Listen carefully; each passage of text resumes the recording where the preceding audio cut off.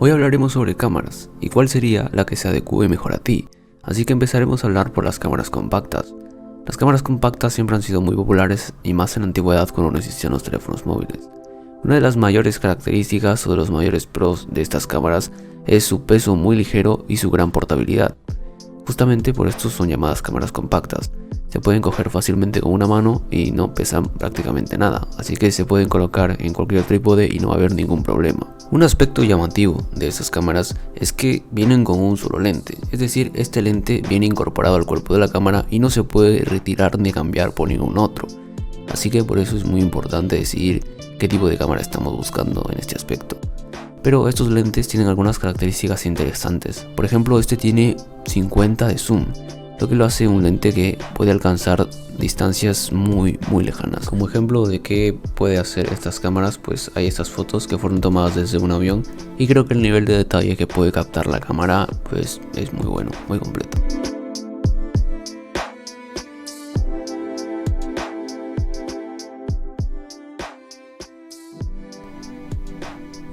Y si aún te quedaron dudas sobre el zoom, hay una foto de la luna impresionante.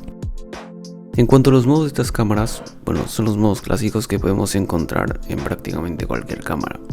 Un modo manual, modo automático, modo escenas, un modo de filtros e inclusive un modo de video separado. Cuando estás en modo fotografía y en modo manual, esta cámara presenta las configuraciones que podemos encontrar en la mayoría de cámaras, lo que sería poder variar el ISO, la velocidad de obturación y también la focal, configuraciones muy importantes en las cámaras. Bueno, esto es en modo fotografía, pero cuando cambiamos al modo video o modo película o cuando simplemente le damos en grabar, las cosas cambian. No nos deja cambiar el ISO ni la velocidad de obturación y mucho menos la focal. Lo único que nos deja maniobrar es el balance de blancos, para poder subir o disminuir la luz según la situación en la que estemos. Las opciones de menú también son muy sencillas. Encontramos cosas como por ejemplo cambiar la fecha o la hora, la luminosidad del LCD, pero no encontramos opciones como cambiar el formato en el que estamos grabando el video o el tipo de fotografías que estamos tomando. Como ya dije antes, estas cámaras son muy livianas, así que por ejemplo al momento de grabar video vamos a poder hacerlo perfectamente con una sola mano y la estabilización va a ser al menos aceptable. Al ser una cámara compacta, la batería también se reduce considerablemente. Puede que esta batería no te alcance para sesiones de fotografía o de video muy larga, pero realmente ocupa muy poco espacio, y sí, es cierto que puedes necesitar 2 o incluso más. En cuanto al almacenamiento, de estas cámaras utilizan tarjetas micro SD o SDs típicas. No necesitan tarjetas SD de mayor velocidad o tal. La conectividad también es un punto importante de esta cámara, y tiene para poder conectarla vía USB a la computadora o también HDMI para poder conectarle otra pantalla o tal. Lo que esta cámara no tiene, por ejemplo, es para poder conectarle micrófono o un disparador de larga distancia. En cuanto a la conectividad Wi-Fi, pues funciona muy bien y puedes conectar a cualquier dispositivo que tenga esta tecnología. Y ahora hablaremos de las cámaras con lentes intercambiables. Ya a simple vista estas cámaras son más grandes que las cámaras compactas y además tenemos que comprar lentes, según el que vamos a usar. Pero estas cámaras se diferencian por el tipo de sensor que tengan. Por ejemplo, esta es una cámara APS-C con espejo.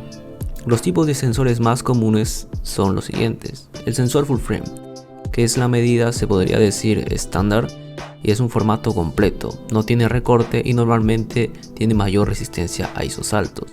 Después están los tipos de sensor APS-C, que tiene un factor de recorte variable según la empresa y normalmente tienen más sensibilidad a ISOs altos, es decir, a menos luz las fotos dan más ruido. ¿Pero qué significa el factor de recorte? Bueno, en los sensores APS-C existe un factor de recorte. Lo que hace es que la medida del lente original se multiplica por este factor para poder saber la medida final que tendremos en este sensor.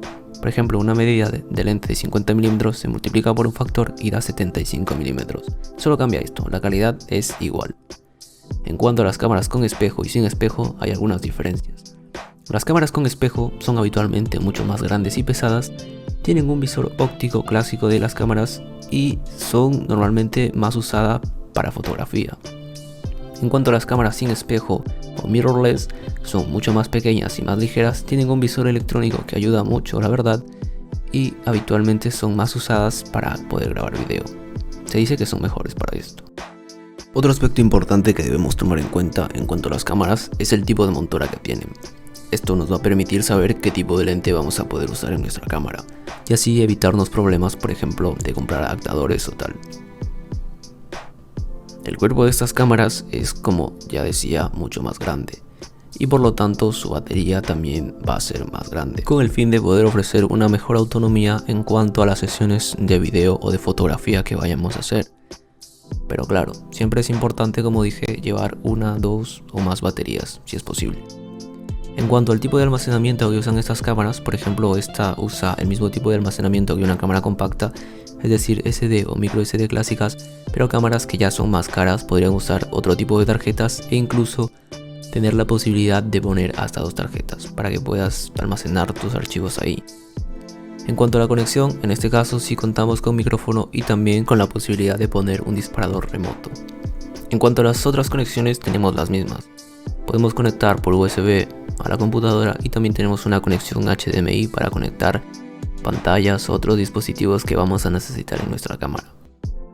El apartado de menú de esas cámaras es mucho más completo. Podemos cambiar muchas cosas, como por ejemplo la configuración de colores, vamos a poder cambiar la calidad de imagen y muchas otras cosas más. Tiene el modo de video también, la calidad de grabación, la velocidad de fotogramas en la que se está grabando y otras cosas muy interesantes. En cuanto a las conexiones inalámbricas, pues tiene Wi-Fi y también Bluetooth y funciona realmente muy bien. Otra cosa que me parece muy buena de estas cámaras es que le puedes mover a todo, al ISO, a la velocidad de obturación, a la apertura focal y todos estos aspectos.